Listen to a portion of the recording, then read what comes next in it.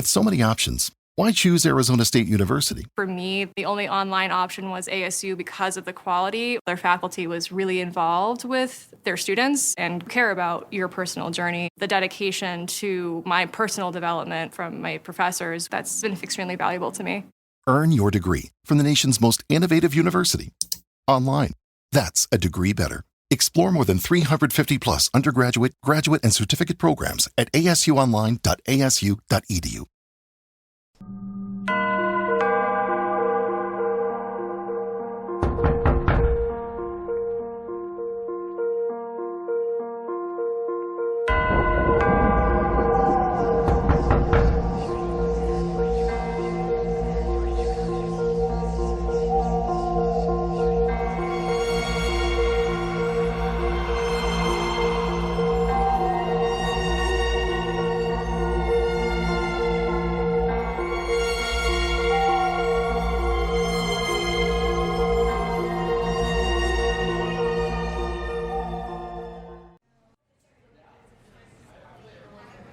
So it is 7, isn't it?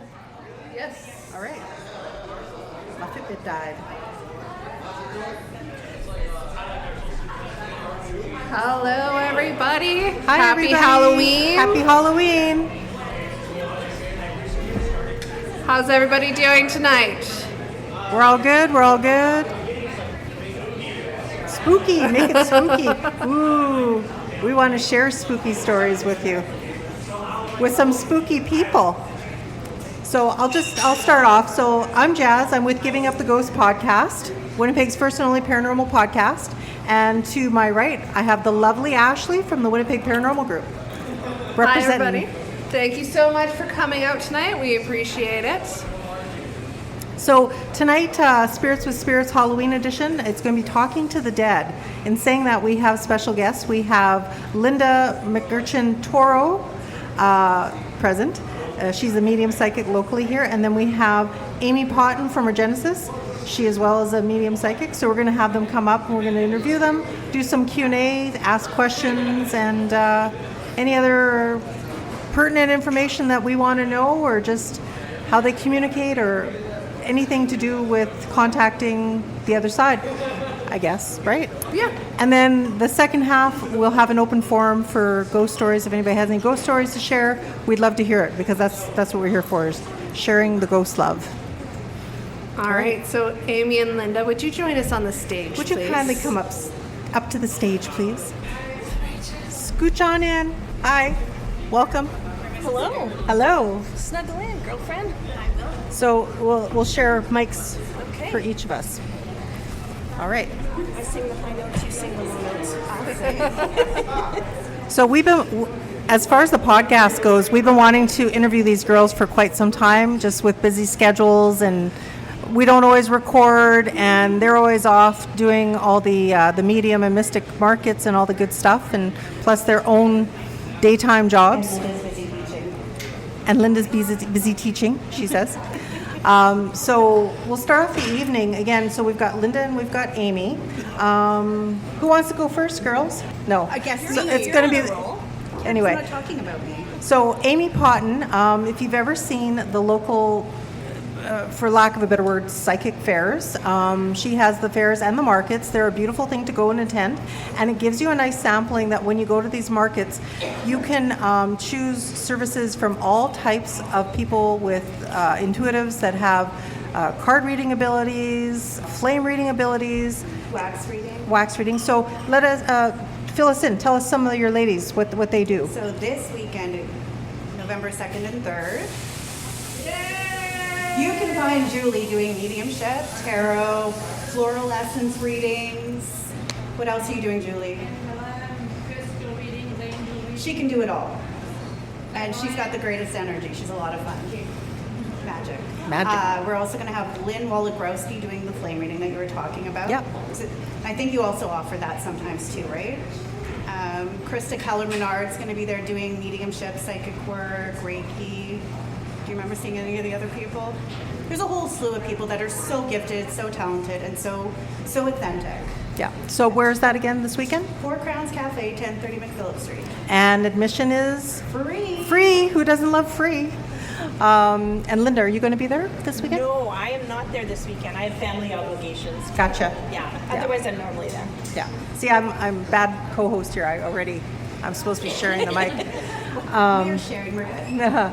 So, and as far as Lynda, what is your? Or actually, we'll go back to Amy first. Amy, so what do you, as far as what you offer? What types of, like, you do card reading? What services do you offer? I mostly do soul readings, so I look into your eyes and I read your soul, which sounds really creepy. And it kind of is. Deep.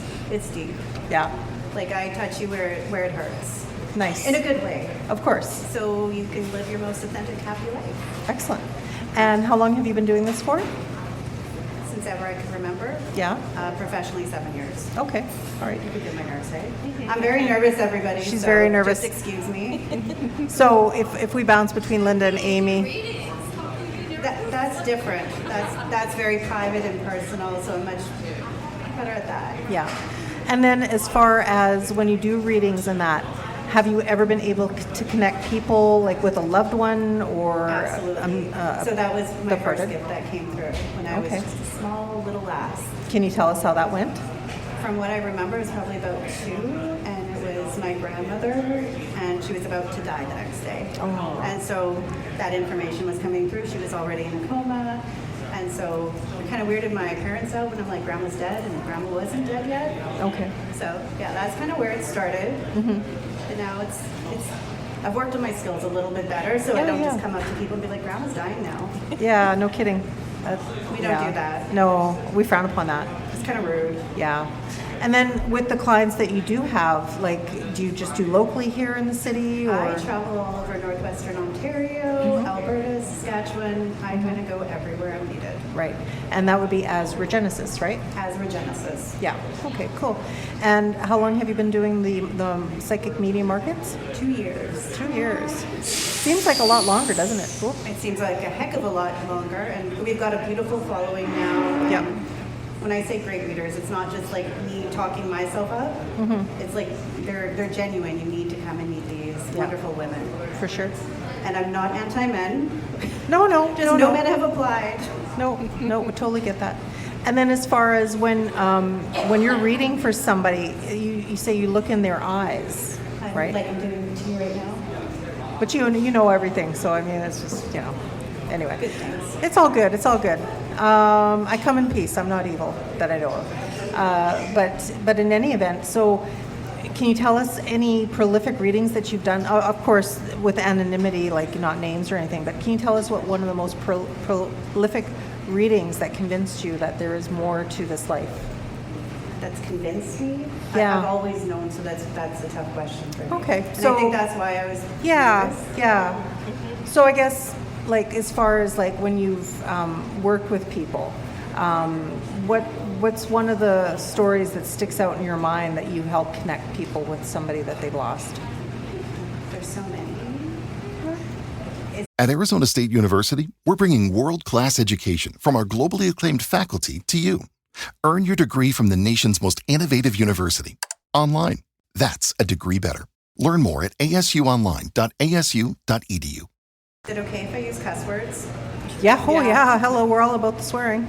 Okay. So I was doing an event in Kenora. A lady wanted to connect with her sister who had crossed over. Okay. But her mother came through. Oh. And during that reading, we found out her mother was the reason her sister had passed. Oh. So that was quite the situation. That's pretty heavy. It was very, very heavy, Yeah. especially at a psychic market. Not like, I don't read at my own markets for that reason. And she actually caused things on my table to fly across the room and kind of make everyone go silent. Wow. So everybody believed. If you didn't believe, you believed in that moment. Of course. But of course, I told everybody. I just knocked it off the table and threw it across the room. Just to keep everything copacetic, right? Absolutely. Yeah. And then you have to be calm and Of course. Not like me right now. But I mean, I guess when people come to see you, and if they're wanting to connect with somebody from the other side, it's for closure, if anything, right? Not like what was the lost code to the bank or anything. Nothing like that, but sometimes there has been quite a few murders. That's why I spend a lot of time in northwestern Ontario, is to help with the closure of that, because there's a lot of unanswered questions. Okay. Interesting. All right. Okay, so we'll take the heat off you for now. Thank you. For now, you're not quite off the hook, but so now we have Lynda, and you want to, yay, clap for Lynda. So tell us all about yourself. When did it all start for you? When did you realize you had gifts, and when did you start working on that? It started at a young age as well. So my mother's grandmother was known to be a witch. They were from Hungary. So my mom grew up with her in the house. So You gotta go a little closer. My mom had lots of crazy stories that we heard growing up, left us very open and interested. My mom was fearful, but I think that really kind of opened the door to know there was more going on, and had a lot of strange experiences as a kid. So I knew my intuition was really strong. Didn't really know what was going on. You know, had some fearful things, scared of the dark, scared of closets, mirrors at night, that kind of thing. But in 2012, I took the leap and started reading tarot. Okay. And that really helped with the intuition. And in 2017, moved to BC, Googled spiritual center. Didn't even know what I was looking for. Found a spiritualist church. Okay. And didn't even know there was such a thing and run by mediums. And Yeah. started attending and realized that it was spirit that was talking to me. That it was so normal that I didn't realize that's what was happening. Nice. And I was hooked. So from there, I just took as many workshops, classes that I could. And now I'm back in Manitoba. I was a student minister in a spiritualist church for a year and a half in BC, and now back in Manitoba and working, giving readings, teaching. I love Shade Tree, right? That's where At you're working Shade out of? Tree, yep. Shade Tree? Yeah, Okay. Amy and I both work out of there. Okay. And I love helping other people kind of tune into their own intuition, psychic, and mediumistic abilities. Okay, cool. And you got another cool story, though. You were saying that you lived in Mexico for a little while. Yes, I lived in Mexico for 16 years. My husband's Mexican. Fun fact, witches, when Mexicans talk about the noise witches make, you know, we have a cackle here. There it's nyaka, nyaka, nyaka. That's the sound witches make. That's kind of creepy. Yeah. It is. That's creepy. Yaka, yaka, yaka. Yeah, yeah. Wow. So, yeah, married to a Catholic Mexican. So Oh. that goes over well with talking. Interesting. Yeah. And what did you learn much when you were there about spiritualism and stuff in Mexico, or they don't really? Yeah, a little bit, but I didn't really know that's what was happening to me Oh, at okay. the time. I've always been interested in more and readers. Every house we lived in, it was haunted. There was spirit. I mean, because it's such an old country and the homes are so old, so there was always something going on in the house, which was interesting. Right. Yeah. Oh, that's cool. And as far as like the gifts that you have to help connect with people, do you have any interesting stories on how it comes together for you, or how you were able to help somebody? Yeah, you know what? It just every time's different. It's just been learning that to let it come, and every time's different. I tell my clients it's like learning another language, playing charades, and putting puzzle pieces together. So you just kind of got to figure it out. But you know, one story that really stands out is I had a reading coming, and I always sit and open before the reading, give myself about a half hour, go into a meditative state, and I had a large indigenous man come through with beautiful black hair and no shirt on. And that was the first time I've ever had happen where a spirit came in without any clothes on. And he was massive. And I was kind of, is this a guide? Is this a loved one? And so then the woman came in and I told her, I've got to tell you, there's this man that's been waiting for you. Turned out it was an ex-boyfriend who had passed 13 years previously. Oh, Yeah, so that Interesting. one really stands out because I've never had spirit come through without clothes on before. was that what she was looking for? Was that, or was her ex-boyfriend, or just anybody? No, she was looking for someone else specifically, but she was happy to hear from him too. Oh, okay. So yeah, I find that I often get really random spirits coming through Yeah. that you haven't thought of in a long time. I was just going to say, that was like my other question. Like, I guess when you're connecting with people on the other side, and people are looking for, I want to find Joe Anderson. Like, I mean, I know that's not how it goes, but I mean, when people come to you looking for that one specific person, like, I mean, you can't really deliver, you know? Like, that's a tough. So I always tell them, keep an open mind as to who's going to come through. It might not be who you want to hear from, but it's what you need to hear. Gotcha. If they are looking for someone specific, I will usually work off of a photograph, and I found that to be very, very helpful in bringing them through. It's not Okay. the exact science, doesn't always work that way, but I usually start off letting spirit take the lead and kind of guide who's going to come through, what it is they need to hear. Just because, like, you know, when you get to a certain age, like I'm kind of old, so when you get to a certain age, a lot of people are dead now. And it's just like, there's a lot of people I really don't want to see or talk to because I'm still angry with some people. So it's just like, that'd be like the last person on my list, you know what I mean? And that's like, probably who you hear from. that's not going to work out well. Usually they've done some work on the other side and they're coming through to show that there's some healing happening and to make amends. Right. And it maybe just a quick message just to kind of ease in the door, and then the next time might be a little bit more, but that's usually who you'll hear from then. You know, not that third grade teacher that sent me to the corner every week. You know what I'm saying? Like, I don't want to see him anymore. Yeah, well, it can happen. I'm just kidding. I don't know. I always tell people, I know I'm going back in your memory bank at the drop of a hat. Right. And it doesn't always work that way. Right. I often get emails later saying, oh my God, I totally know what you were talking about now, or I know who that person was, and they couldn't place it in the moment. Okay. I had one reading where I was back in this woman's teenage years. I could see the girls she was hanging out with. I told her, you're in a bookstore, you know the bookstore owner, and she couldn't place it. Well, it turned out it wasn't a bookstore, it was a library. So I just got the information just a little bit wrong. But when she got home, it came together, and she's like, oh, I don't know how I didn't put two and two together. But you know, kind of in the moment, you're thinking you want someone else, and someone random comes in, so it's hard to switch gears and kind of go that direction. So but for me, when that happens, that's the best evidence. For sure. They weren't even thinking of that person. And maybe to take that a little bit further, say if somebody came to you seeking to connect with somebody that's passed. At Arizona State University, we're bringing world-class education from our globally acclaimed faculty to you. Earn your degree from the nation's most innovative university. Online. That's a degree better. Learn more at asuonline.asu.edu. And do you ever find that after you've done the reading for somebody and then all of a sudden something happens after the session and then that person shows up, or you get other messages? Have you ever had that, like after it's done? No. No? No. Once I'm done, I kind of close the doors and I close off so that the spirit's not with me, they're with whoever came in for the reading, and they leave with them. Okay. No, that's so cool. you kind of have to have boundaries and barriers and rules. Otherwise, you go crazy. You never sleep? No. And it's not like you see with Teresa Caputo. I don't walk into a grocery store and go, oh, you know what, your grandfather's with you. Yeah. First of all, that would be unethical. Yeah. But what you don't see is they're probably having them sign a disclaimer and telling them what's going on and saying, I'm going to connect with a loved one. Right. So it does, I'd be exhausted if I walked around like that. Like I wonder about those shows because for all the stuff that they film, there's so much, that's probably only like 10% of what they've filmed because, just to be able to get that specific all the time. So, do you have any questions, Ash? Do you think of any questions? Not right now. Her mind's somewhere else. It's in a good place. She's waiting on some very, very important phone call. Yeah. Yeah. So. And spirit works so many different ways. It's we call it the clairers, and sometimes I see them, sometimes I feel them, sometimes I just know things.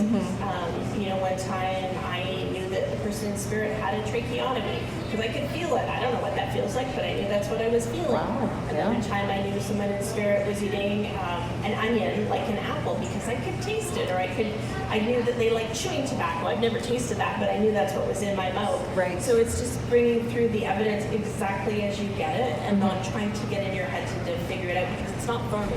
Right. It's for them. So if I get in the way, I can muddle up the message so easily. So it's just about giving what you get. Do you ladies ever recall at any given time any important messages that you were able to relay? Was there ever a time? Yeah, I was just going to say that. They're all important. Like, Oh yeah, no, I'm not minimizing by any means, but I'm just saying I guess when somebody comes to you and then they're looking for something. Closure? I had a young man, and I don't think he'd ever been for a reading before, and his grandfather came through, who he had not known. So when they don't know them, it's hard because we work to bring through the evidence, and he didn't know a lot about his grandfather.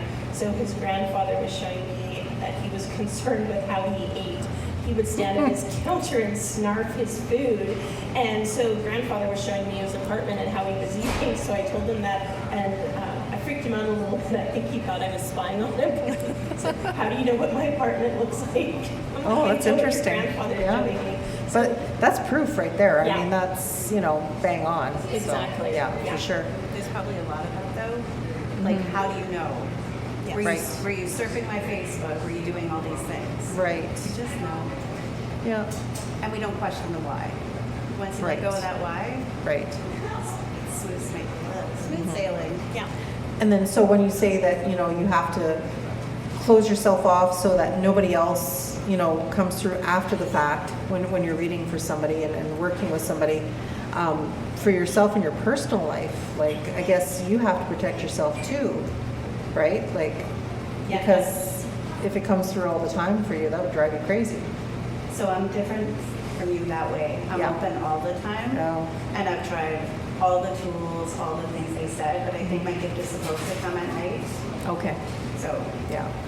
so yeah, it's a bit much. I mean, you have a bunch of people in your bedroom with you and your partner, and they're not, Oh, that's invited. awkward. They're not invited in. That's not the kind of, no. It's not the kind of fun we're looking No, for. no. Obviously, I don't have nobody that. needs an audience. No, for sure. And yeah, because I would imagine, like, even if you know how your mind you're just kind of like on neutral and you're going on with your day and thoughts pop in your head and stuff like that. I can imagine for you ladies what you have to, really disconnect yourself, because, like, say if you're like not feeling well or if you're sick, right, and you're kind of like low vibration, right? You got to really protect yourselves. Yes, you have to discern if it's yours or somebody else's, and that's very hard. Right. Yeah. Do you find it hard for you? If I'm doing a reading, I assume everything I get while I'm doing the reading is for the recipient. Okay. And if I'm going about my day-to-day stuff and I feel something, I'll usually tune in and kind of ask my guides what's going on. Do I need to be aware? But for me, I feel a little different. When spirit draws near, my elbow gets cold. Oh. It's like a menthol feeling on my right elbow. That's cool. Yeah, so that's when I know spirit's near, and I feel a bit of pressure back here. So that's when I'll know, and I'll kind of open up and see what's going on. Is there something that I need to be alerted to? Right. And you were saying before too, you meditate. You meditate before a session. Is that how you concentrate? Yeah. Yeah, I do a meditation called Sitting in the Power, which is for the kind of development of our abilities. It was brought to us by spirit. Okay. And so it's to kind of make that connection and have them draw close. Oh, okay. So it gets me in the right frame of mind. So even if I'm, going in like, I don't really want to do a reading today, I'm feeling tired, the minute I do that meditation, my vibration's up there. Oh. So it's about raising that vibration. Right. I've heard about that before. Like, that's what I was saying, low vibration, high vibration. Powerful. Yeah. What's your question? How do you prepare? I just jump right in. Which sounds dangerous, but that's always how I've done it. Yeah. So I would think, if anything, if you were ever in a location that was haunted, like knowingly haunted, I would think that you would pick up on all that energy, right? Yeah. Absolutely. Yeah. So, Amy, I think we should share how you and I met. This is a good story. You go first. You want me to go first? Absolutely. Okay. So, it was shortly after I had started with the group, and we were doing a talk out at the Gimli Icelandic Museum, and Amy came out to, listen to us. Figure out if I could trust you. Yeah. And she ended up coming up to me after the talk was over, and she's like, "Oh, hey, do you guys ever do out-of-town investigations?" And I'm like, "Yeah, I don't see why not. What you got?" She's like, "Oh, well, I don't know. I might message you guys." So I'm like, "All right, that's cool." And then she ended up messaging us through our email.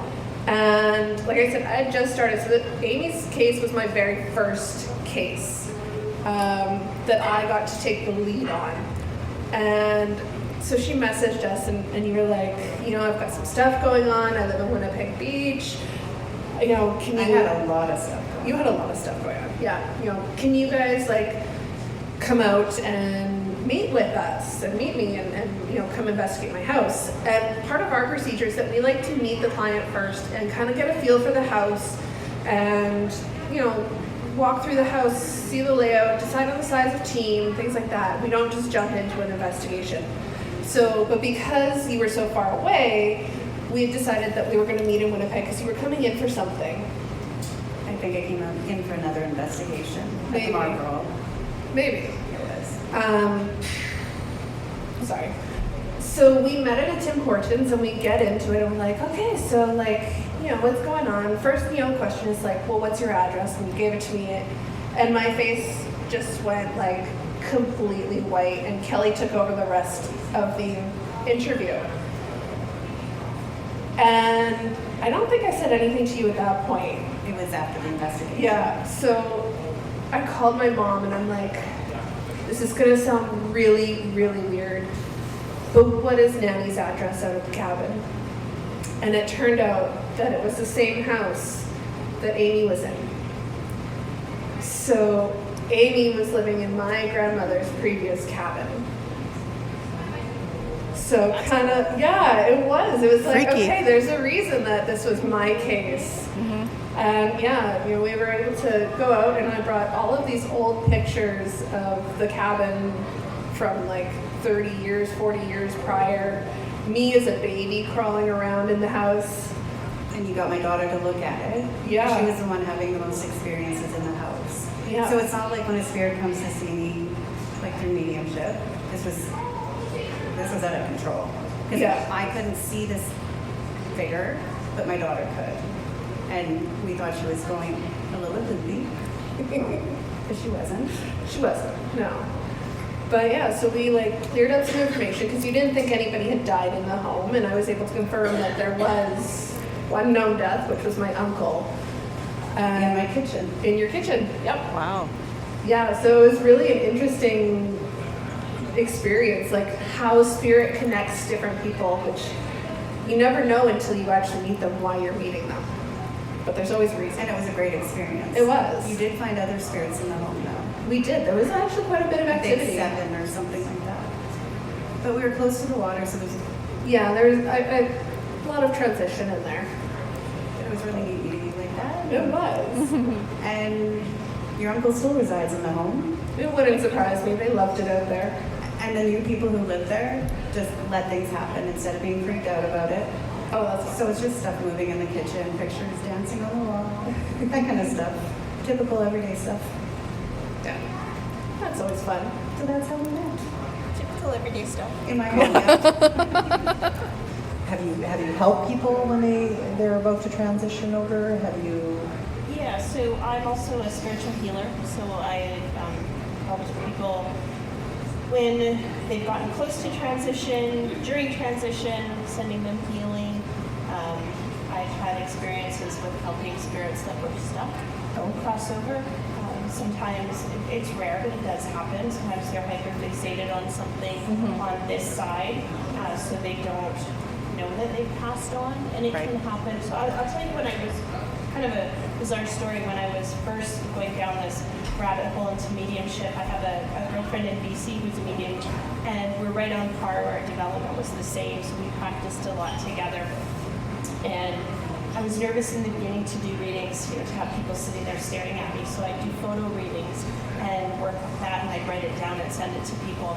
And my girlfriend had a meditation with a young man who had crashed his motorbike, and she's like, it's so weird, I don't know where he came in. So I was doing, the week later, I was doing a photo reading for a woman, and I had a young man on a motorbike, and I could see that it crashed. He was standing in the highway, and I sent her the information, and she couldn't take it. She had no idea who he was. Okay. And so I told my friend, and she's like, that's who was in my meditation. I'm like, that's so weird. So we didn't know what was going on. We were new in our mediumship journey, so we took it to the Spiritualist Church, to another more experienced medium, and she said, well, it's someone that needs your help, and you knew that the two of you would talk about it and get help, and he needs help crossing over. He was in a tragic accident and didn't realize that what had happened, so he was kind of stuck. Yeah. So that was really freaky in the beginning. It was a neat experience. So you think he didn't cross over because he didn't realize he was dead, or he just refused to be? Yeah, refused that he was. I think he didn't realize what had happened and missed the window with the white light, was a little bit stuck because of the trauma and the tragedy of the accident. Yeah. Yeah. I mean, I'm no expert by any means, but we've spoken with so many people, and we've done so many stories, and we've covered so many different scenarios in that. And I always find or feel, when people don't cross over, if they're still here and they're not gone, it's either maybe because something sudden and traumatic happened, or, you know, just maybe somebody's just so bitter, you know, because, you know, you get the poltergeists and stuff that cause all this shit to happen, right? Like, I mean, you know, it's not that they want to be here, it's just they don't know any better. They just don't know, right? Yeah. Like, you know, I mean, even, for example, not to sound gross or whatever, I had a friend who committed suicide, and it was probably his like 5th or 6th attempt. And this was like always a drug overdose. Up until then, they were always able to pump his stomach, and after a few days, sent him on his merry way. But you know what, at that point, it went too far, and we basically sat there and watched him die for 3 days in the hospital as the drugs were eating him from the inside out, because it was too long. They couldn't pump the stomach and all that. So in saying that, I could see it in his eyes and I could feel it. Like, he kept wanting to leave. He kept wanting to go. Like, you know, he tried it, it didn't work, because he always thought, I guess, it was instant. And it wasn't instant, like, you know, drugs. Like, it's not. And I just felt he wasn't ready to go. Like, he's not. Like, he couldn't communicate anymore, and just the look in his eyes, like, he was not going to go. You know, and I believe he's probably still there, for what that's worth. You know, in the hospital somewhere, you know. Ironically, a year later, my mother died in the same hospital bed in ER, which is a little freaky. But I mean, aside from that, I just find that when people don't cross over, like, you know, it's tragedy, or even like they just refuse to believe they're dead. And I don't think, for this fellow, I don't think he just thought it was just like one of the other 5 or 6 times, you know. Yeah, it could sometimes fear holds them back. Unfinished business. Right. Right. They're just miserable, eh? Yes, sometimes it's they're miserable and they don't want to go, and it's their house. Stubborn. They're not leaving. Mm-hmm. Yeah. We had any experiences with them? Some with mental health. Oh, yeah. Some with mental health issues. That too, yeah. They like to